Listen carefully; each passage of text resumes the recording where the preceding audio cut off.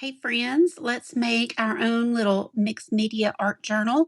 This will cost you $0 if you can find a box and just pull out some supplies that you already have. So the first thing I'm going to do is take off some flaps off of this box. And I love the little peach design so much. I realized it's just at the top layer of this. So I'm going to squirt it with my water bottle and get this really good and saturated, and then it will peel right off and I'll be able to use that paper once it's dry. I'm not going to use it today, but I did want to keep it. You know, when you get a good box, you've got to reuse the parts of it you like, right? So the flap that's underneath will be that corrugated cardboard. That's what I'm going to use for the outer layer of my journal, the front and back cover. So first of all, though, if you've never done this, it's a great way to save when companies, usually better brands, do things like this to the inside of the box. Just spray it down, and then I use a knife or something to kind of start the paper, kind of pry it up a little bit, and then you're usually able to peel it right up. Sometimes I'll use hot water, but today I just used right out of the bottle, so it's cold, but it worked just fine. I do recommend taking your time with this and peel back a little bit at a time. If you rush it, sometimes it comes off in pieces, which that's okay if that's what you want. But by doing it slow like this, I'll get the vast majority of this in one piece. You can see me here using my heat gun to kind of hopefully soften that glue just enough that it lets go of this paper. I loved it so much. I'm going to do more of the pieces for today. Like I said, I'm not going to use this, but I am going to go ahead and get this removed from the box. Now you've got this awesome piece of corrugated cardboard. You can get more fussy with it if you'd like to remove all of that, the little brown pieces there. I like it. It's grungy, and some people even leave more. But this is a perfect little outside cover for this art journal.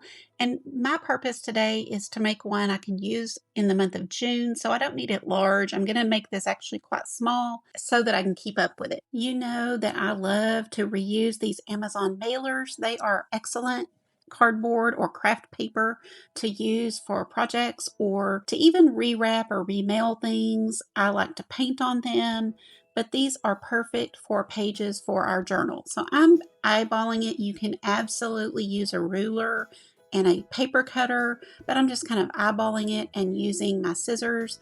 You can also just rough cut or tear it on the edge of your desk. You know, there's seriously no rules and no perfect way to do this. You can do whatever you want to do. A lot of times your pages will be all kind of different papers, but for this journal, I'm only using this craft paper that comes on the Amazon mailer.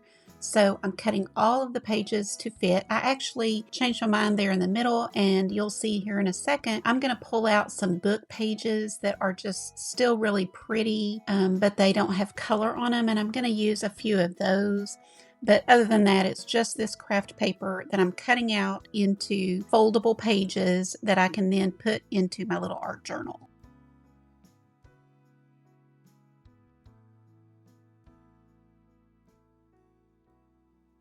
This is where I decided to add a few pages out of a floral book that I have. I have a few books for reference when I'm wanting to get ideas or check on colors, different things, and you can pick these up at half price books and places like that, garage sales. But you know, those few pages at the beginning and end of the book, I like to use those when I'm doing mixed media projects because usually they're beautiful and really good sturdy paper. So anyway, I decided to pull a few of those and add as well. Now again, you can cut these into different shapes, different sizes, but I am using this for just really one purpose, to paint on all month long. So really I kind of want them about the same size. So that's what I'm doing on these.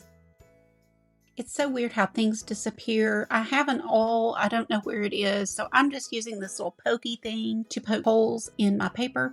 I did end up going back and poking 3, so I've got 3 holes in my paper. And next it's time to take a needle. It's like a sewing needle. You can use any kind of twine or embroidery floss. I have used dental floss before. It is clean and it's waxed, so it's a perfect thing to use. But tonight I am using some embroidery embroidery floss.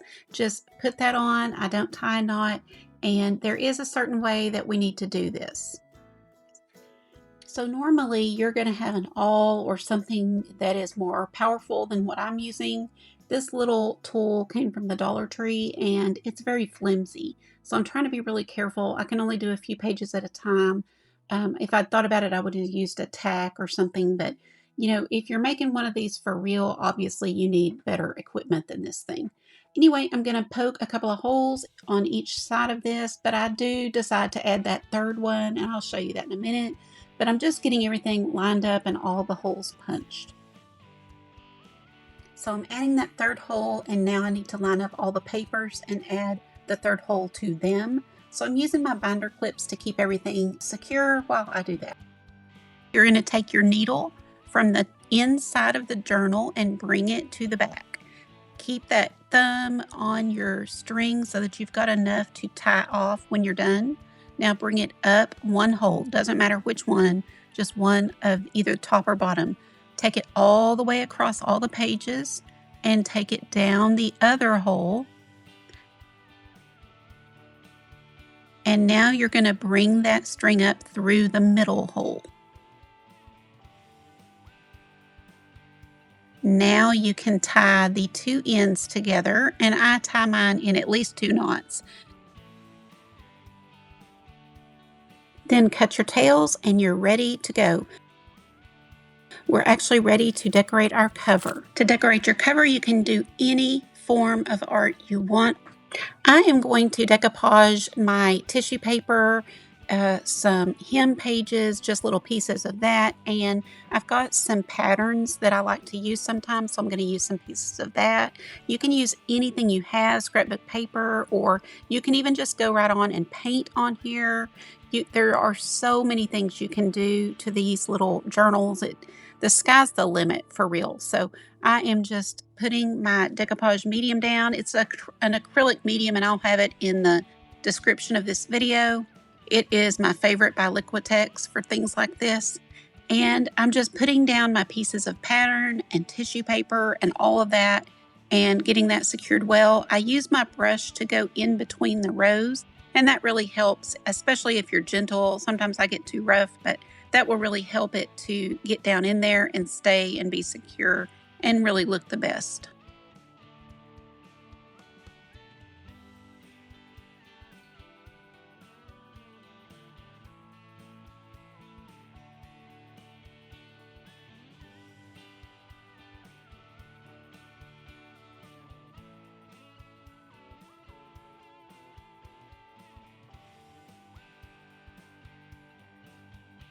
Now I've put some paints out on my palette, and I am going to paint just some simple basic flowers. Just little round circles, stems with leaves, nothing fancy. Just color those in, or I'm coloring mine in. I'm using colors that I love, that make me happy, that I want to see every day. And then for the background, I went in and used my Bahama Blue. It's one of my favorite happy colors. And I'm just doing that entire thing with the blue. So yes, you cover up a lot of what you've done, but it's the process and you've got a lot of texture. It just really ended up being cute. Now, I want to show you another way you can finish it and make it a little more fancy. I love colorful sari silk, but you can use what you have on hand, and I'm just laying these out. They're about maybe 6 to 8 inch strips, and then I'm taking a jump ring and I'm going to put all of this through the jump ring. I am taking a really thin piece of sari silk and I'm going to tie a knot around all this and make a little tassel. I tie a double knot, and then you're ready to put it onto your book. Now you can decide where you want to hang your tassel. I want mine hanging from that upper little edge. I don't want it in the way, and I think that'll add a lot of cuteness to it. And I also don't want that jump ring coming out of my book here. It's a little big, and I don't think it'll dangle cute. So I'm poking a hole with my awl. I did find it. And I am going to insert a little bit of craft wire, and then I'll put my jump ring onto that wire. If you do yours this way, just poke the little wire through the hole and back around, and then twist tie it. That's all you really need to do. We're not going to be hard on this, and just get a little loop, and then we'll be able to put our jump ring from here. I do take a pair of pliers and just push that kind of pokey part of the wire under and just kind of wrap it inside of the little loop so it's not going to hurt anybody, and then attach my tassel. These are easy to open and close with your fingers, and I just did that, and oh my goodness, it added so much. I think it's so cute. I hope you enjoyed this tutorial, and please hit the like button and subscribe. That way you get notified when new videos come out, and try it. It is so fun and it will encourage you to create. Have a wonderful day, guys. See you next time. Bye-bye.